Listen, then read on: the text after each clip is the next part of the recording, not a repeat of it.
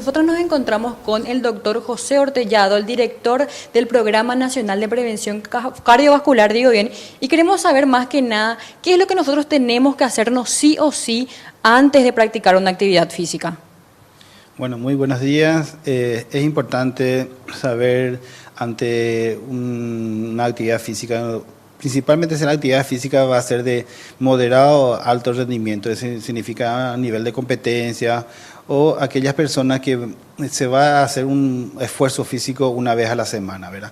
Es importante tener en cuenta primero los antecedentes, a las personas que si tienen algún antecedente de familiares, ya sea padres, tíos, o hermanos o primos, que tengan algún problema cardiovascular principalmente, ¿verdad?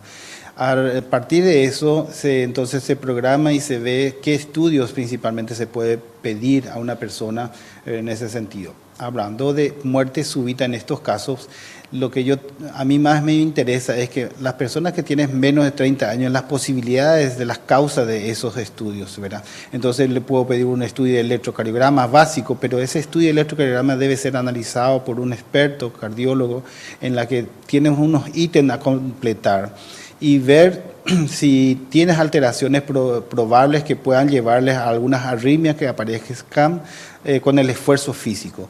O aquellas personas que tienen mayores de 30 años en que la patología principalmente es una cardiopatía isquémica, o sea, aquellos que van relacionados a un infarto o un miocardio o un problema del corazón principalmente, que le pueda llevar a lo que se llama una muerte súbita. En esos casos yo le podría agregar otro estudio como por ejemplo una ecocardiografía o pedirle directamente lo que se llama un estudio de ergometría toda vez que como tienes antecedentes. La ergometría es un estudio de esfuerzo en el que se le somete a aquella persona durante un monitoreo y en la cual se ve el comportamiento de la respuesta del corazón ante un esfuerzo físico. Doctor, ¿existe la posibilidad de que eso no quede o no se pueda detectar en los estudios? Hay posibilidad que no puede detectarse porque no todos los estudios es del 100%. Evidentemente hay otros factores ambientales externos que que predispone a alguna alteración cardíaca durante el esfuerzo físico, como por ejemplo las alteraciones hidroelectrolíticas. La persona suda mucho, está perdiendo muchos electrolitos, principalmente potasio, magnesio, o aparecen las arritmias cardíacas en ese esfuerzo intenso, o la temperatura está elevada, hace mucho calor y la temperatura interna de ese cuerpo aumenta aún más y entonces empiezan los problemas de arritmias principalmente. Entonces es importante tener en cuenta que no todos los estudios del 100% puede prevenir, pero es importante tener algunos síntomas en ese momento. A veces esos síntomas de palpitaciones ante un esfuerzo moderado aparecen, entonces es un síntoma que puede llamarle la atención. ¿Y qué es lo que la persona tiene que hacer una vez que empieza a sentir esas palpitaciones? Bueno, si yo no tenía ninguna palpitación y de repente aparece y es un poco sostenido, significa no termina en un tiempo, eso me tiene que llamar la atención y la persona tiene que guardar rápidamente descanso, llamar a otra persona a una ayuda en ese sentido que se siente mal y para poder detonar la alarma y empezar a recibir una ayuda o un examen médico prevenible. Hoy en día la mayoría de las personas empiezan a reunirse, hacen torneos de exas, compañeros de trabajo también se reúnen y juegan partidos después del trabajo, por ejemplo, pero siempre acompañando con bebidas alcohólicas. ¿Qué tanto eso puede afectar de repente al corazón al momento de realizar actividades físicas? Bueno, eso es un factor de riesgo más. Todos los factores que se agregan para mayor esfuerzo del corazón, por supuesto, es algo que le puede predisponer a unas alteraciones cardíacas, ya sea la bebida alcohólica, ya sea después de una ingesta copiosa de comida también, hace que pueda someter a mayor esfuerzo al corazón y por ende a tener alteraciones. Entonces esos factores que hace que el corazón pueda trabajar mal, entonces es más probabilidad de tener un evento cardiovascular en esos casos. Y a veces no solamente es de origen cardiovascular, puede ser también de origen cerebral, puede ser que tenga un accidente cerebrovascular hemorrágico, o puede ser aquel paciente hipertenso que no estaba controlándose la presión y se va a un esfuerzo, aumenta más la presión y produce un derrame hemorrágico cataclísmico fatal, o una rotura de un aneurisma, o es muchos otros factores que podían llevarnos a una muerte de esa de esa clase, de esa causa. El hecho de no haber hecho ejercicio durante mucho tiempo, porque a veces generalmente cuando termina el colegio uno automáticamente ya deja de hacer cualquier tipo de ejercicio y después de 5 años, 10 años, uno decide irse a jugar fútbol y ese sedentarismo también podría afectar de repente al corazón.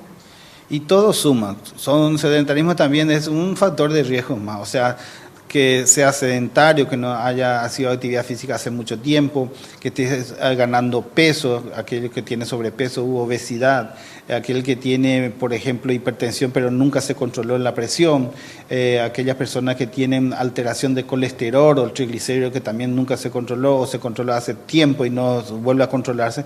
Todo eso suman para poder detectarse y llevar al mal funcionamiento del corazón, ¿verdad? Por eso el chequeo clínico cardiovascular es muy importante cada tiempo, de acuerdo al factor de riesgo que uno tiene. ¿Cada cuánto tiempo, doctor? Cuanto más factores de riesgo tiene, más tiempo, más controles se debe realizar, ¿verdad? Si un paciente, una persona tiene controlado la presión arterial con una dosis estándar de una medicación y tiene ese estilo de vida saludable, que lo llamamos nosotros, reduciendo la sal, reduciendo el consumo de fritura, controlando el peso o dejar de fumar, en esos casos nosotros, esas personas que está controlado su presión, nosotros lo citamos cada 2 meses a 3 meses un control estricto de todo lo que conlleva a una enfermedad crónica, porque en estos casos son patologías agudas de origen cardiovascular. Ahora, nosotros ya estamos jugando un partido de fútbol y yo como compañero, ¿cómo puedo identificar cuando una persona está teniendo problemas para respirar de repente o está teniendo palpitaciones? ¿Cómo yo me doy cuenta de eso y cómo puedo ayudar por sobre todo?